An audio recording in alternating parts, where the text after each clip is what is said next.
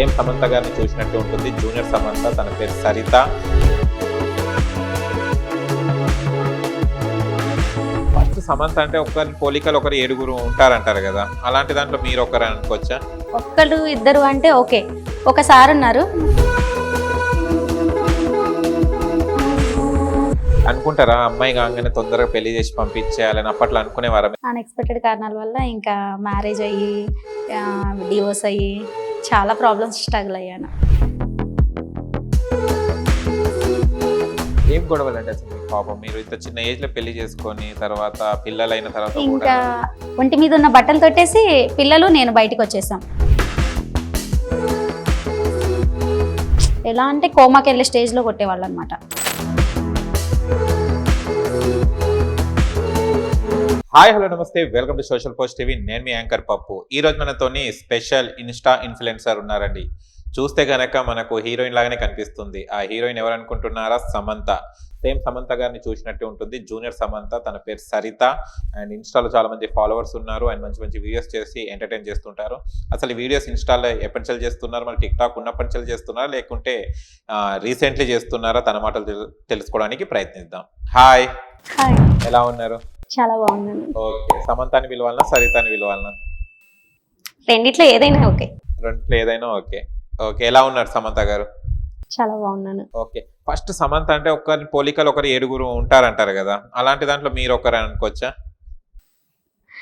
అది మీకు అలా అనిపిస్తుండొచ్చు. చాలా మంది చెప్పారు. అంటే నేను ఈవెంట్స్ చేస్తూ ఉంటాను అనమాట. మేకప్ చేస్తే సైడ్ లుక్ లో సమంతలా అనిపిస్తున్నారు మీరు. నిజంగా చెప్తున్నాను అంటే కొంతమంది ఫేక్ అయి ఉంటుందిలే నేను అనుకునేదాన్ని. కానీ చాలా మంది ఒక్కడు ఇద్దరు అంటే ఓకే, ఒకసారి ఉన్నారు. తను వచ్చేసి సమంత నా కోడలు, నేను నాగార్జున, నా కోడలు సమంత అని చెప్తారు. ప్రతి ఈవెంట్ లో అలానే చెప్తారు. ఓకే, అంటే నాగార్జున గారి డూప్ అతను. అతను నాగార్జునలా అనుకుంటారు.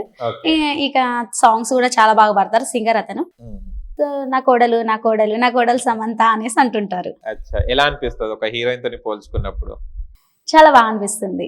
సమంత గారు లాగా ఉన్నప్పుడు మీ ఫీలింగ్ ఏమనిపిస్తుంది? Inner feeling? ఓకే, దేవుడిచ్చిన వరం అనుకోవటమే అంతే. ఓకే, ఈవెంట్స్ కూడా ఆ పేరుతోనే వస్తుంటాయా? వెళ్ళినాక దగ్గర అందరికి సమంత సమంత అంటారా? యాక్చువల్లీ నేను కర్నూలు సైడ్ ఈవెంట్స్ ఎక్కువ చేసేది. అక్కడ మామూలుగా ఫంక్షన్ హాల్స్ లో అట్లా చేసేటప్పుడు చాలా మంది మీరు మేకప్ లో అలా ఉన్నారు మ్యామ్, ఇలా ఉన్నారు చెప్తుంటారు, చాలా మంది చెప్తుంటారు.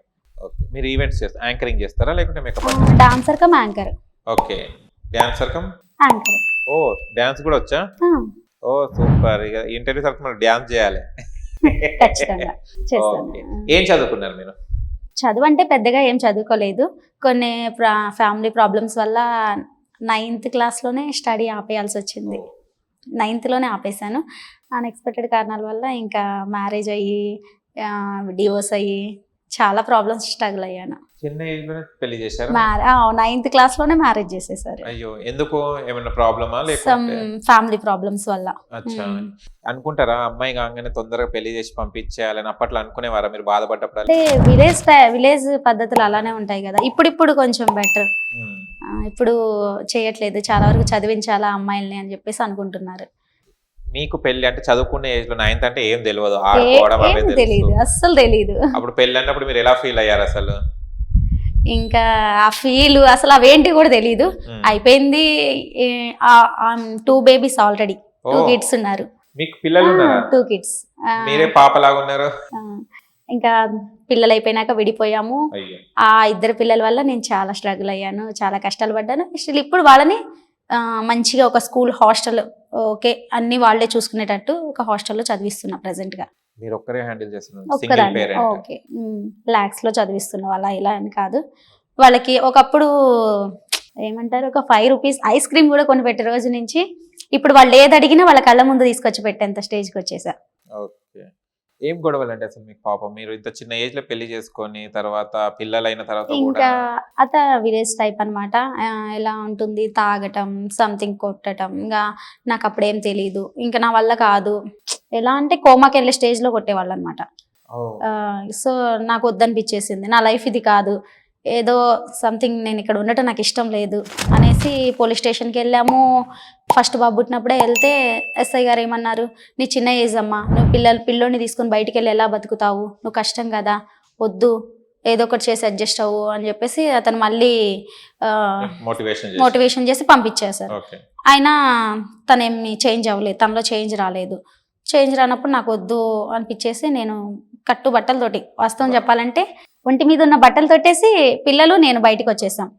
అదే అలా వచ్చి నేను ఎవరి దగ్గర ఈవెన్ మమ్మీ వాళ్ళు కూడా నాకు సపోర్ట్ లేరు అనమాట, ఎవరు సపోర్ట్ లేరు. ఆ టైంలో నేను ఎంత కష్టపడ్డానంటే ఒక రెస్టారెంట్లో వర్క్ చేశా.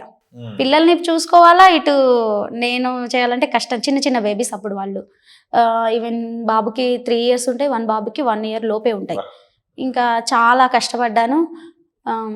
ఏంటంటే ఇంకా తిండి లేని రోజులు కూడా గడిపాను. ఫస్ట్ పిల్లలు కడుపు నింపితే చాలు అన్న స్టేజ్లో ఉండ. ఈవెన్ ఇప్పుడు దేవుడి దయ వల్ల నేను ఎట్లా అంటే వాళ్ళకి ఇది కావాలి అంటే అది 10,000 ఒక్క సెకండ్లో తీసుకొచ్చి వాళ్ళ ముందు పెట్టే స్టేజ్కి ఎదిగాను. సూపర్. ఈవెన్ ఎదిగాను అంటే కారణం ఈవెంట్స్. నేను ఎప్పుడైతే ఈవెంట్లోకి అడుగు పెట్టానో 500 నా పేమెంట్ ఫస్ట్. దాండియా కోలాటం ఐడియా ఉంటుంది, 500 పేమెంట్ నుంచి ఇప్పుడు నేను మైక్ పట్టుకుంటే 8,000 10,000 పేమెంట్ వరకు వచ్చేసాను. ఓకే. అంటే మీరు ఫస్ట్ చిన్నతనంలో మ్యారేజ్ జరిగింది, తర్వాత పిల్లలు అయ్యారు, ఏం చదువుకోలేదు, తర్వాత మళ్ళీ మీరు రెస్టారెంట్లో వర్క్ చేశారు. ఇప్పుడు ఈ ఈవెంట్స్ అనేది ఫస్ట్ మీకు ఎవరు పరిచయం అయ్యారు, ఈవెంట్స్ ఇచ్చింది? నిజంగా దేవుడు అనుకోవచ్చు. చంద్రగంటి మద్దయ్య అనేసి ఒక సార్ ఉన్నారు కర్నూలు. నేను అక్కడే రెస్టారెంట్లో వర్క్ చేస్తుండే. ఇంతకుముందు డోన్ దగ్గర ఒక పార్వతి అనే ఒక ఆమె వచ్చేసింది, మామూలుగా యూట్యూబ్లో కూడా చెప్పింది, ఒక సాంగ్ వాళ్ళ ఫేమస్ అయింది, సింగర్. ఆమెను కూడా ఆ సారే మోటివేషన్ చేశారు. ఆమె కూడా ఆయన గురించి యూట్యూబ్లో చెప్పడం జరిగింది, చాలా ఛానల్స్లో కూడా చెప్పడం జరిగింది. అదే సారు నాకు, నేను అనుకోకుండా ఒక రెస్టారెంట్లో వర్క్ చేస్తుంటే నేను కొంచెం చదువుకోలేదని కానీ నాలెడ్జ్ కొంచెం కొద్ది గొప్ప తెలుసు. సో నేను అలా సిస్టమ్ వర్క్ చేస్తూ ఉంటే నువ్వు చాలా బాగున్నావమ్మా, అయినా జస్ట్ బిర్యానీ తినడానికి వచ్చారు హోటల్కి. బిర్యానీ తింటానికి హోటల్కి వస్తే నేను బిల్లు కొడుతుంటే చూశాడు, నువ్వు ఇంత బాగున్నావు, లుక్ బాగుంది, ఈ సిస్టమ్ ముందు కూర్చొని కొట్టుకుంటూ ఉన్నావు, నువ్వు కొంచెం శాలరీ చాలా తక్కువ, మరి ఎందుకమ్మా ఇంత కష్టపడతావు, ఒకసారి ఇట్లా నేను ఇలా ఈవెంట్స్. ఆయన గవర్నమెంట్ టీచర్ అయ్యుండి తనకి సింగింగ్ మీద చాలా ఇంట్రెస్ట్ అనమాట. సో దానివల్ల తను సింగింగ్ చేస్తూ ఈవెంట్స్ నడిపిస్తూ చంద్ర సార్కిష్ట అని కర్నూలులో బాగా పేరుంది అతనికి. ఆ సార్ ఇలా అన్నారు, నా దాంట్లో వచ్చేయమ్మా చూద్దాము, నీది ఫేస్ లుక్ బాగుంది, సెట్ అయిపోతావు ఈవెంట్స్కి అన్నారు.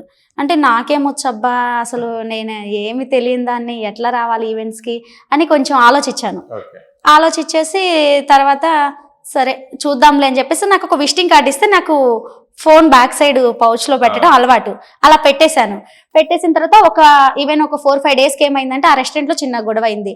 అంటే టైమింగ్స్ వల్ల, టైమింగ్స్ ఎక్కువైతే నాకు శాలరీ పెంచాలి, అట్లా చిన్న ఇష్యూ అయ్యి నేను జాబ్ మానేస్తా అని చెప్పేసా, నేను రాను ఇక్కడికి అని చెప్పేసా. ఆ టైంలో వేరే జాబ్ కోసం ట్రై చేస్తున్న టైంలో సరే అది గుర్తొచ్చింది అనమాట. సరే ఒకసారి చూద్దాము అని సార్కి కాల్ చేద్దామని కాల్ చేశాను. కాల్ చేస్తే లక్కీగా రేపు మార్నింగే, నెక్స్ట్ డే మార్నింగే సార్కి ఈవెంట్ ఉంది కర్నూలు లోకల్లో, ఒకసారి రామ్మా చూద్దాము అనేసి అన్నాడు. నేను బాగా రెడీ అయిపోయా. సార్ ఓకే, ఎంత బాగా రెడీ అయ్యి వచ్చావు, ఇంక నువ్వేం రెడీ అవ్వాల్సిన అవసరం లేదు, డైరెక్ట్ మైక్ పట్టించాడు. అండ్ నాకు ఏమీ రాదు, మైక్ పట్టించారు, ఎలా అర్థం కావట్లా, కానీ చాలా దగ్గరుండి ఇలా చదువు ఇలా మాట్లాడు అని చెప్పేసి బాగా మోటివేషన్ చేశారనమాట. సో ఈవెన్ అలానే మాట్లాడాను. నాకు 2,000 ఇచ్చారు సార్, జస్ట్ ఫస్ట్ 2,000 ఇచ్చారు. నేను నెలంతా కష్టపడితే 10,000 రావు, జస్ట్ 1 hour 2 hours 2,000 ఇచ్చారు. ఓకే అనిపించింది. ఇంకా తర్వాత ఇలా వేరే వాళ్ళు ఏం చేశారంటే, నువ్వు ఇంకా నెక్స్ట్ 2 ఈవెంట్స్కి తీసుకెళ్లారు, అలానే 2,000 1,500 అలా ఇస్తున్నారు. ఇంకా తర్వాత ఒక ఈవెంట్లో ఒక అతను పరిచయం అయ్యారు, ఇలా అయితే కష్టం అమ్మా, నువ్వు దాండియాలోకి వెళ్ళి ఇలా నేర్చుకో, ఇలా రావాలంటే రావు నీకు అని చెప్పేసి అంటే అట్లా ఈవెంట్ దాండియాలోకి వెళ్ళా. శంకర్ సార్ అని ఒక సార్ దగ్గరికి దాండియాలో జాయిన్ అయ్యా. అట్లా ఆయన దగ్గర చేస్తూ ఇంకా కొంచెం ఇట్లా డాన్స్కి యాంకరింగ్కి అలా సార్ని చూస్తూ కొంచెం నేర్చుకొని ఇప్పుడు యాంకర్ కమ్ డాన్సర్గా పేరు పడిపోయింది. సార్కి టైం చెప్పుకోండి, ఏం పేరు అన్నారు ఇప్పటిదాకా? చంద్రగంటి మద్దయ్య. ఆయన మీకు ఇచ్చారు లైఫ్, అండ్ సింగర్ పార్వతి గారికి కూడా ఇవ్వడం జరిగింది.